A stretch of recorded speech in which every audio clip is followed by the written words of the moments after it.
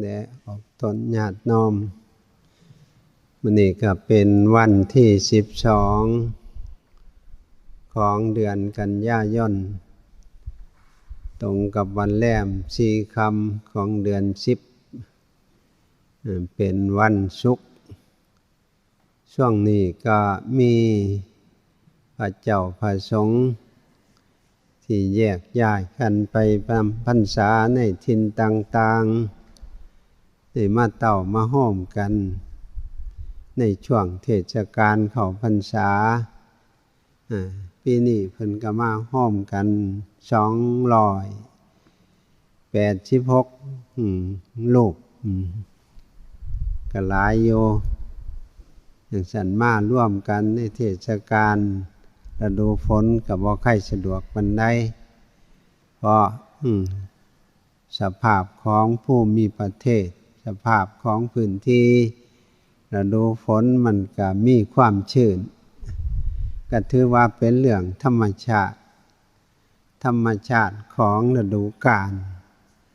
แต่เฮาสิไปตำหนิมันก็บ่แม่นเป็นเรื่องของธรรมชาติเขามีส่วนเฮาก็มีส่วนแต่การปรับตัวเท่านั้น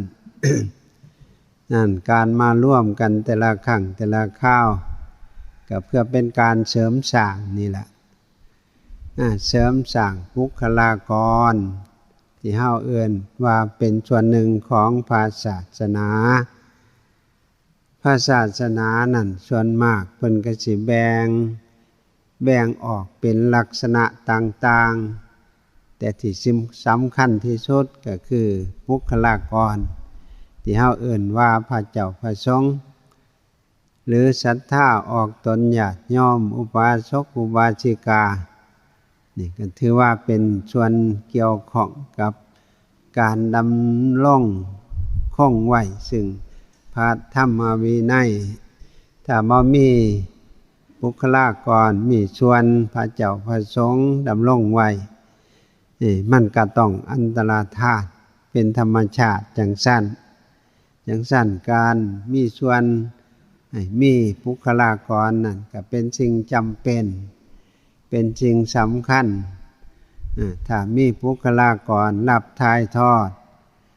ยังสืบทอดพระธรรมวินัยที่มันเป็นส่วนหนึ่งของคำสอนนั่นก็ยังเป็นประโยชน์จังซั่นบุคลากรมารวมก็ต้องมีส่วนให้ความสะดวกสบายปกติวัดเฮาก็มีส่วนของการปรับปรุงพัฒนามาหลายปีตั้งแต่สมัยหลวงปู่เพิ่นเข้ามาอาศัยถือว่ามาตั้งรกรากนี่แหละปี2497น่ะของเดือนมีนาเพิ่นได้มาอาศัยพื้นที่นี้และก็มีส่วนของการมาปรับปรุงเพื่อให้เป็นสถานที่เหมาะสมแก่การเจริญภาวนา คำว่าภาวนาก็เป็นภาษาเฮาก็บอกว่าเป็นที่ตั้งของการบำเพ็ญบุญเฮาก็เว้ากันจังซั่นภาวนาไม่ที่ตั้งของการบำเพ็ญบุญคือภาวนาถ้าเป็นภาษาบ้านเฮาก็เอิ้นว่ามาทำให้มันเจริญก็มาทำให้มันเจริญคือให้มันสะดวกนั่นล่ะให้มันเอื้ออำนวยพื้นโลกผิวโลกเป็นทรัพยากรตามธรรมชาติถือว่าเป็นส่วนหนึ่งของพื้นที่ก็ว่าได้มันสิทำให้เป็นประโยชน์ได้ก็ต้องมีการปรับปรุงอย่างน้อยก็ให้มีส่วนของการให้เกิดความสะดวกก็อาศัยการมีส่วนจังสี่มาเพิ่นเอิ้นว่าศาสนวัตถุศาสนวัตถุก็หมายถึงพื้นดินน้ำพื้นดินที่มีส่วนเกี่ยวข้องกับสังคมที่มีส่วนรับผิดชอบวัดหนองประพงก็เป็นพื้นดินที่มีส่วนเกี่ยวกับธรรมชาติ แต่ก็พยายามปรับปรุงให้มันสอดคล้องกับความเปลี่ยนแปลงของสังคมคือกันพื้นที่ที่ถือว่าเป็นส่วนหนึ่งของศาสนาวัตถุก็ต้องมีระบบของสังคมรับรอง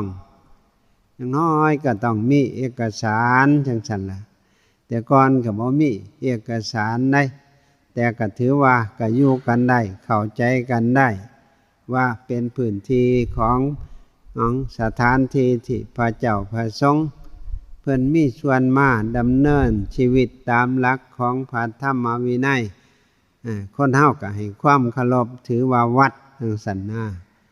คำว่าวัดก็หมายถึงพื้นที่ที่พระสงฆ์อาศัยอยู่ทั้งในส่วนภายนอก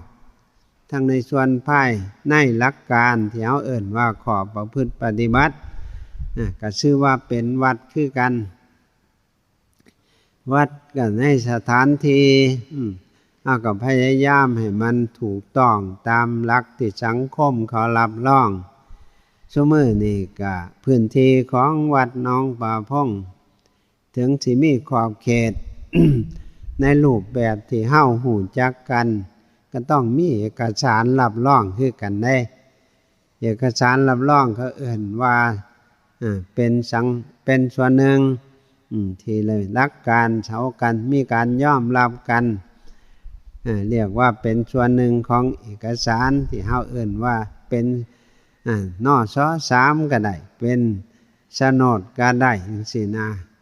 แต่ก่อนเฮาก็ถือว่าหมายกันไปตามรูปแบบของผู้อยู่ในพื้นที่ฮู้จักกันดีแต่ต่อมาก็เห็นว่ามันต้องมีส่วนรับรองก็มีเอกสารมีนส.3 ขึ้นมาจังซี่แล้ว แต่ว่าชั่วมือก็ว่านส.3 มันก็เป็นส่วนหนึ่งของ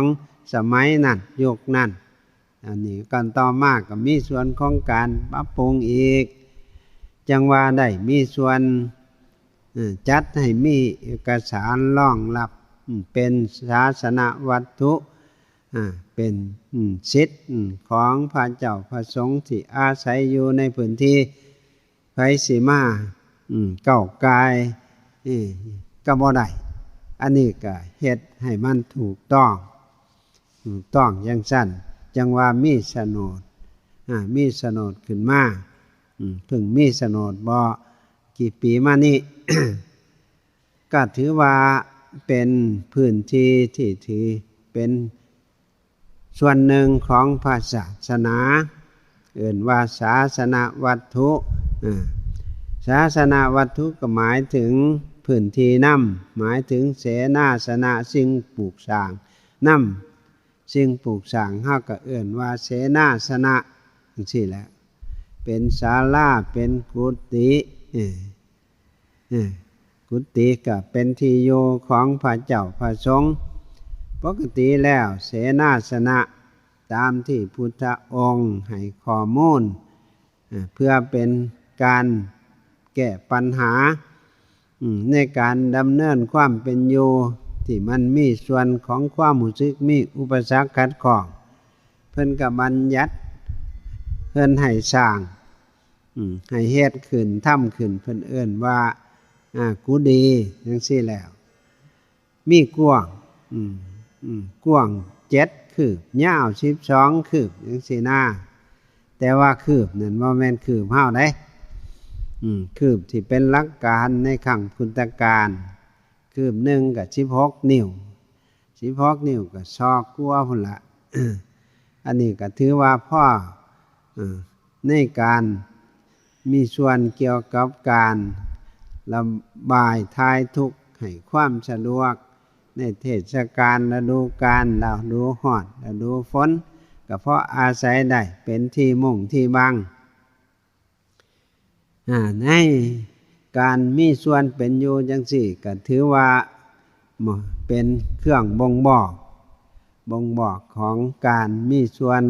ที่พระเจ้าพระสงฆ์ได้มาอาศัยจังซั่นจังว่าบุคลากรนี่ก็ต้องมีความรู้นำการขาดความรู้มันก็ทำให้การดูแล การดำรงไว้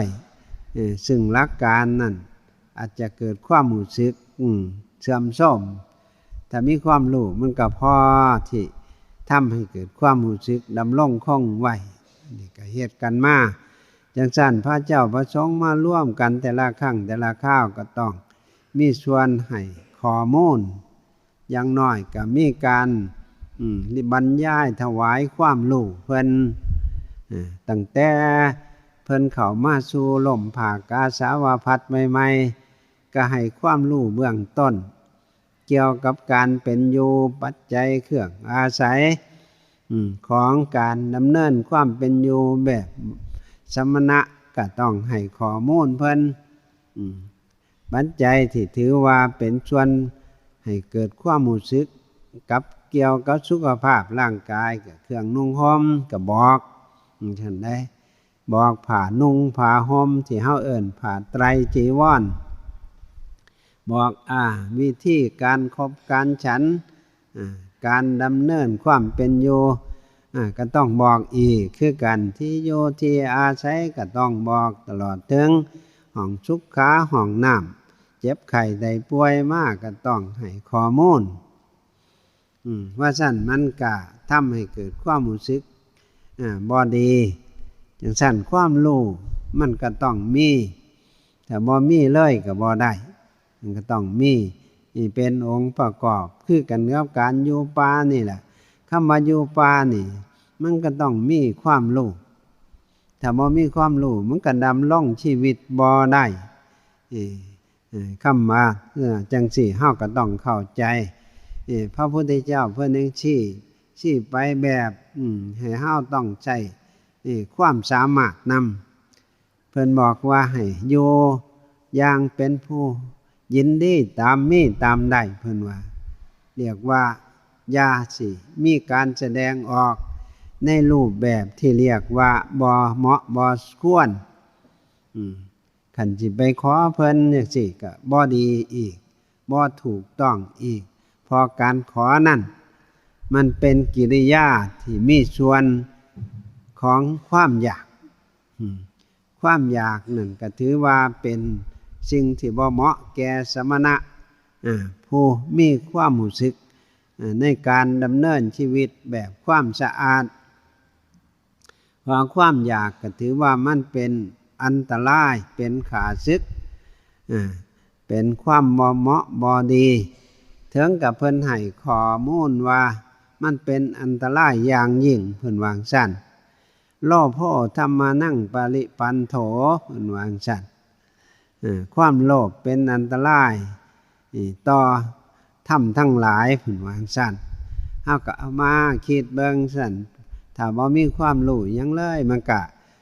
ทำให้เกิดความเสื่อมเสียคือกันบางที่คันบ่มีความรู้ก็เฮ็ดไปนอกลีดนอกทางเฮ็ดไปในลักษณะที่บ่แม่นแนวหลักการที่พระพุทธเจ้าเพิ่นบอกเพิ่นสอนให้เชื่อการกระทำดีเพิ่นว่าสุปฏิปันโนปฏิบัติดีทางการแสดงออกถึงการปฏิบัติตัวปฏิบัติตนกิริยาท่าทีคำพูดคำจาความรู้สึกนึกคิดต่างๆนี่ล่ะต้องให้มันเป็นไปในทำนองที่เกิดความรู้สึกบริสุทธิ์สะอาดถ้ามันบ่มีความรู้มันก็รักษาบ่ได้จังซั่นเพิ่นจังว่าศรัทธาญาณสัมปยุตเพิ่นว่าความเชื่อที่เจือไปด้วยความรู้นั่นคันบ่รู้มันก็ไปทางข้างเนี่ยมันไปทางข้างทางบ่ดีทางบ่แม่นทางให้เกิดความรู้สึกนอกลีดนอกทางถึงกับเพิ่นมีส่วน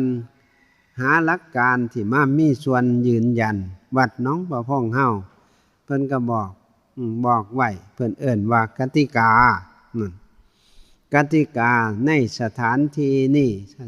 ในพื้นที่นี้ในวัดนี้สำนักนี้เพิ่นว่าจังซั่น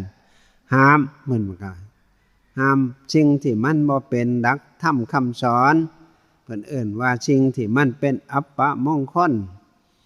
สิ่งที่มันบ่ดีบ่งามเครื่องรางของขลังหรือว่านย่ำดีมื้อนี้เพิ่นห้ามบอกเพิ่นห้าม เป็นหยังเพิ่นจังห้ามเพราะว่ามันบ่แม่นหลักที่เป็นไปเพื่อความเจริญแต่มันเป็นไปเพื่อความเสื่อมสิแหล้วอันนี้เฮาก็ต้องอาศัยการให้ข้อมูล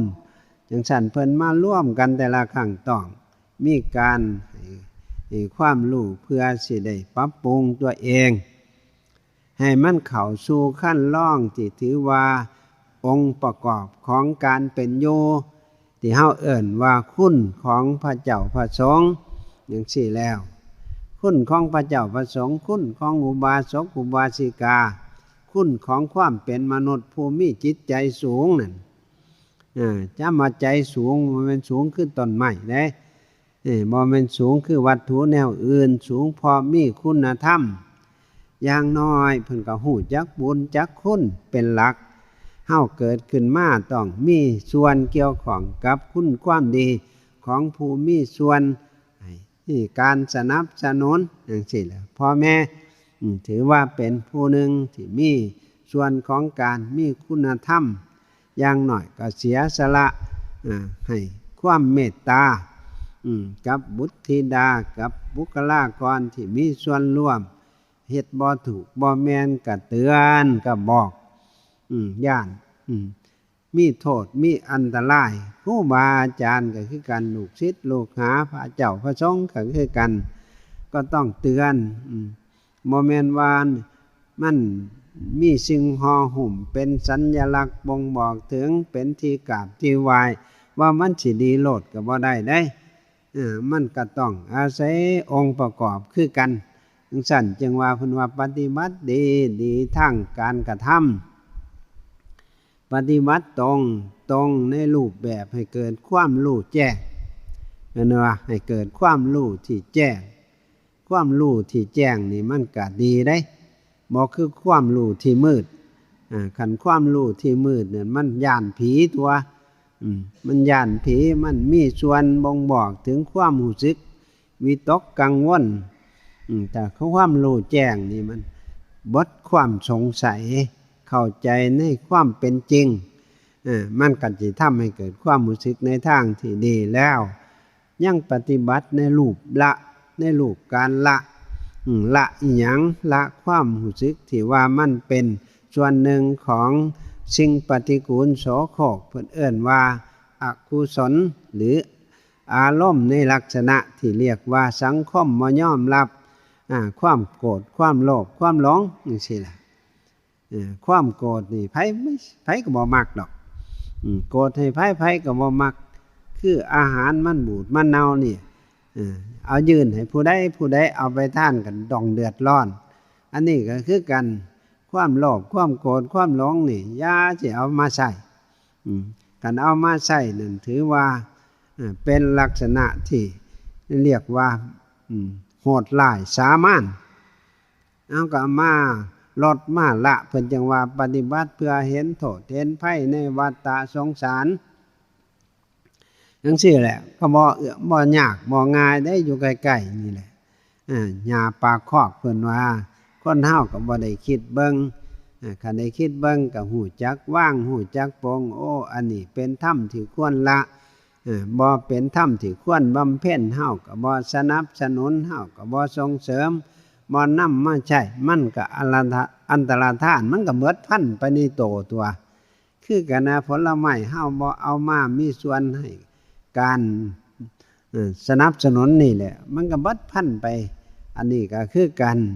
จังซั่นจังว่าผู้ปฏิบัติตนจังซี่นี่เฮาก็มีส่วนให้การสรรเสริญว่าเป็นบุคลากรควร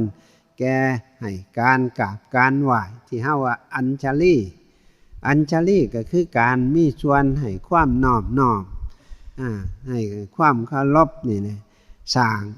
ความรู้สึกให้มีกิริยาที่อ่อนโยนกิริยาที่อ่อนน้อมเพราะเป็นที่สรรเสริญ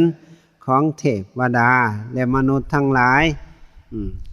เอาก็มีส่วนปฏิบัติกันมาจังซี่จังซั่นจังว่าพระเจ้าพระสงฆ์เพิ่นมาร่วมกันก็เป็นการปรับปรุงพัฒนาเพิ่นจังว่ามันประชุมกันเนื่องนิดพ ภาษาเพิ่นเอิ้นว่าธรรมที่เป็นไปเพื่อความเจริญบ่เป็นไปเพื่อความเสื่อมเพิ่นวาจั่งซั่นอัปปริหานิยธรรมเพิ่นว่ามันประชุมกันเนืองนิดนี่แหละคำว่ามันประชุมกันนี่เนี่ยก็มีส่วนมีส่วนรับรู้รับทราบกันในทางที่มีส่วนกับการปฏิบัติเมื่อประชุมเพิ่นก็บอกให้พร้อมเพรียงกันประชุมเมื่อเลิกก็ให้พร้อมเพรียงกันเลิกเพิ่นว่าแล้วก็พร้อมเพรียงกันทำกิจที่มันเป็นส่วนหนึ่งของประโยชน์ส่วนรวมนั่นให้เกิดความเรียบร้อยนี่แล้วก็บ่บัญญัติสิ่งที่พระพุทธเจ้าบ่ได้บัญญัติสิ่งที่เพิ่นบัญญัติไว้แล้วก็ศึกษาแล้วนำมาประพฤติปฏิบัติจังซี่นะ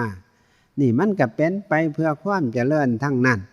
จังสั่นจังว่าการมาร่วมกันแต่ละครั้งละคราวก็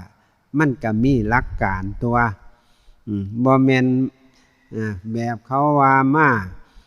ลักษณะเรียกว่ามาในทางบ่ดีเพิ่นก็เอิ้นว่าคุกคีเพิ่นบ่ได้ว่า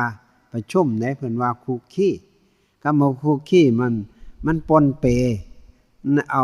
สิ่งที่ไร้สาระสิ่งที่บ่เป็นประโยชน์มามีส่วนสัมภะเว้าเรื่องโยมนี่แหละสัมภะเว้าเรื่องสิ่งที่มันบ่ควรแก่สมณะนี่แหละมันก็บ่งามเลยมันบ่งามมันบ่ดีมันเสียศักดิ์ศรีอย่างนั้นนะมันต้องเว้าในรูปแบบของความเป็นภูมิจิตสำนึก